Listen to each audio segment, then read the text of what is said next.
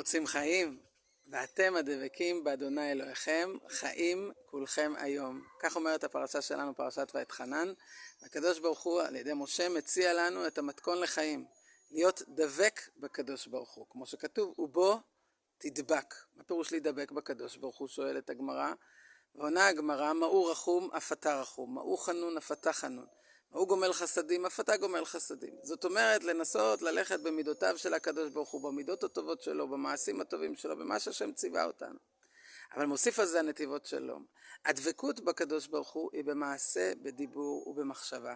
זאת אומרת שאדם כל הזמן חושב מה הוא עוד יכול לעשות יותר טוב, איך הוא עוד יכול לכוון את מעשיו ומידותיו, איך הוא מדבר דיבורים שהם טובים. אנחנו בדיוק אחרי תשעה באב, כמה שיותר להוסיף טוב בדיבור, וכמובן לדייק במעשים. זה נקרא דבקות, שהקדוש ברוך הוא מלווה אותנו בכל רגע ורגע.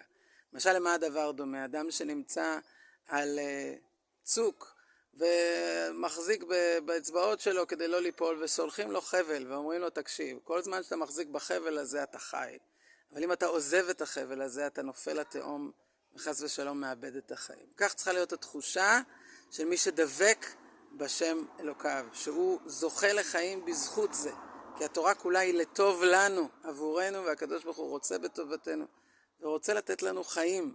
אנחנו צריכים לקבל את זה בשתי ידיים, לשמוח בזה ולזכות בעזרת השם לחיים טובים ולשלום. שבת שלום ומבורך.